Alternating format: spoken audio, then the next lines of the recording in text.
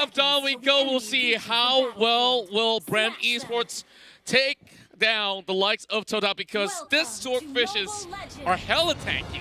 Oh boy.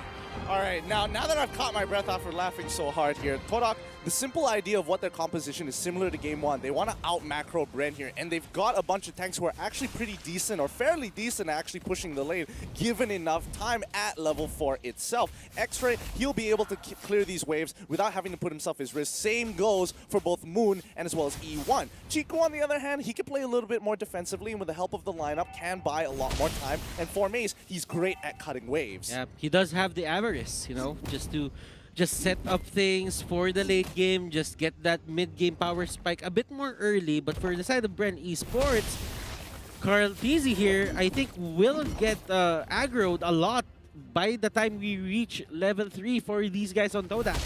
I think we also have to mention the adaptation coming in from Bren, realizing what the heck is Todak doing, and oh no, they've got quite a lot of wave clear, and the only way that they're actually going to maintain it is to not throw in the Loyi, who naturally is a very squishy target, and if two of these tanks can get on top of her, no matter how much damage she has, you can itemize against it. And yes, she can block the waves, but Grok is a much safer pick to go for. He can face check, he has the power of nature, he clears waves decently fast, and arguably even to Todak's tanks. Is it safe to go for killing spree here for Flap? Oh. I feel that if you don't have anyone to burst down, why would you get a killing spree? I wouldn't say it's a mistake for sure. Oh, here we go. Fight breaking out here. The battle for the gold crab goes over to Chiku. I think he went for the killing spree because Festival of Blood's going to be non-starter against the Baksha. It's just something else to, you know, if I'm not life-stealing, I'll just heal up straight if I'm killing with Execute. Yeah, exactly. Not to mention that Execute is a great battle spell against the Todak lineup when they have like, oh, big shields, a lot of life, no problem. E1 gonna get caught out. Oh no, there's the Poissons here and the Blazing Duet, but first blood is drawn by 4 Maze anyways. There's the Ogi Shadow kill. Lusty barely survives with the blessing, and in comes Flapteasy. Is it too late? The answer is no. He gets 1. Avatar the Guardian, can he get 2? Yes, he does. Double kill. Down goes 4 Maze. And now Moon, he's going for the duel, but there's enough shot energy here on Flapteasy to survive. So that's what the killing spree is for. Oh, it adds up. It all comes full circle. But don't forget that while this is happening, Todak, we saw them do this in Game 1. As long as, I mean, Bren can trade up as much as they want, but if the return of investment is going to go on Todak's side, yeah, throw as many people. Take all of our guys. If you can't push and you can't get a goal lead off of that, no big deal.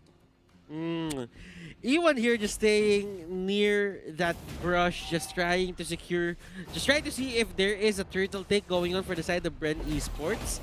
Now, Claude isn't getting controlled, but Chiku there is going to be the next casualty for the side of Todak. Okay, that was a nice catch by Bren Esports, and there might be another here in mid. Lusty just catching everything that these two chunky tanks in mid, Moon and E1, are bringing.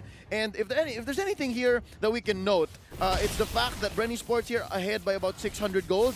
Actually, Todak earlier was up higher. They were playing more of the map again 3 minutes in, so they have the same one-track mind, they have the same plan. But right now, here we go. Moon engaging with Carl Tizzy, and now a few beads. After the Guardian, oh, nice battle mirror image out. Moon is in no man's land. He goes down. Sticker goes up for Carl Tizzy. That's going to be 1-4. This is great because now Bren, before this Lancelot, super susceptible to a lot of tanks because, again, he is melee. If he's going to get any damage in, the auto attacks are important. 4 Maze, same thing, same problem. If he wants to go in and it so happens to be, you know, Alice or Flapteasy or even Lusty, big deal here. He won't be able to cut through them. Yep, now Rebo, blood flow out of here. He's in trouble. He got 2 beads on him, E1 and Chiku. Now I'm wondering, this is the first time we're seeing Chiku on an Esmeralda. He's always played the side laner that is very safe. Sometimes Esmeralda has to dive. I wonder how he transitions to that. Now X-Ray jumps in. Wrath of the Dryad gonna take one out. Carl Tizzy caught out by the roots, but it looks like vengeance is nearly upon us. Vindication. They're looking for Vindication and they just gave up. Oh, there's the damage now. Ogi Shadow kill onto 1.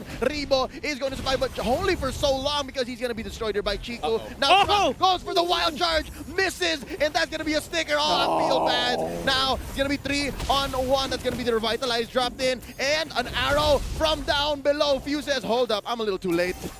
How did he get so much movement speed all of a sudden?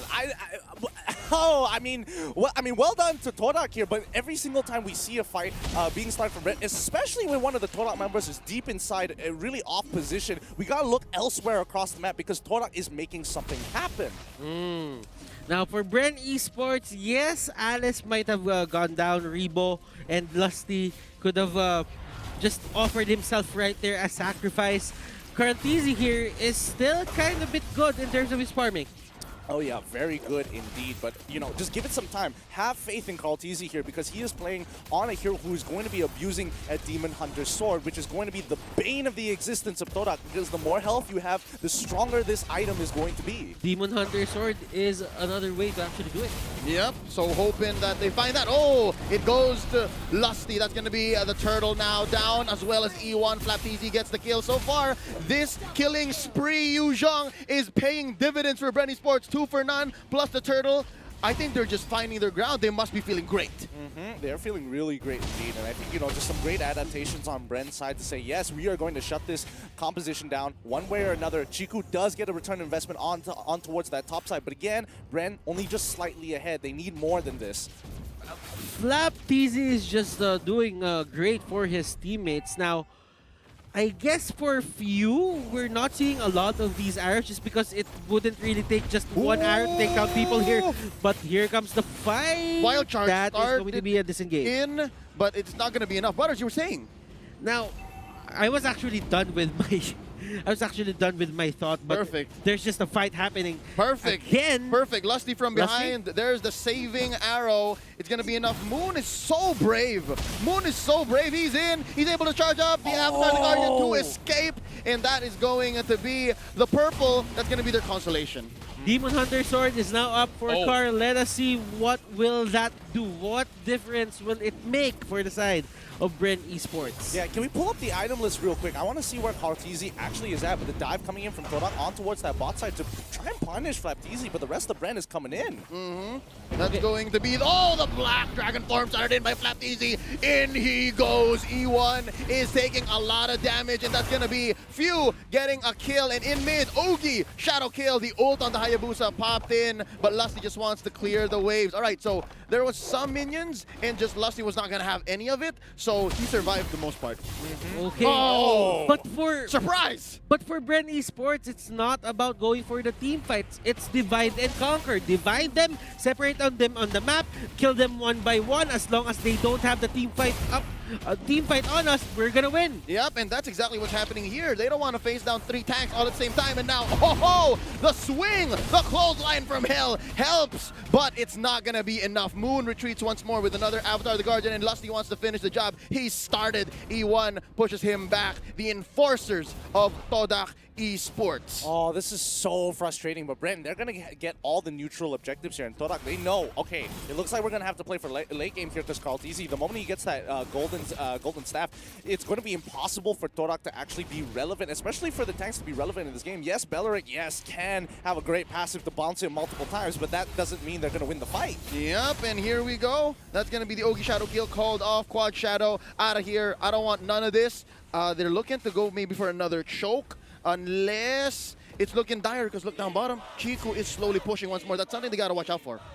Yep, Formay making sure that he's showing tribute to the fallen foes that they did dirty yesterday. Can they do it again onto Bren this time round? Lusty just, walking around just saying, hey, I need to know what's going on. E1 finally getting that blade armor. But Karatizi on the side, golden staff being brought.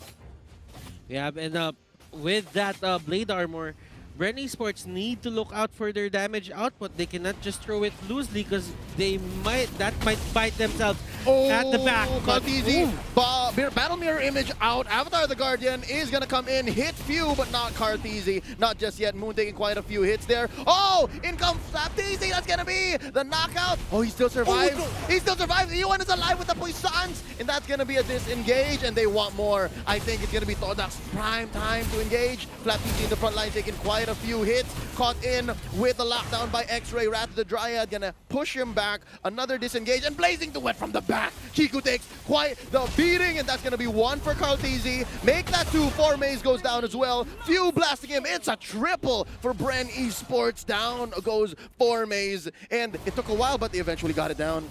Yep, this is one of those situations where you have to admit that in the previous game, Bren, when you have something like Lancelot, he really struggled. But now with Carlteasy on this Claude, he's having the time of his life. Look at the block. Yeah!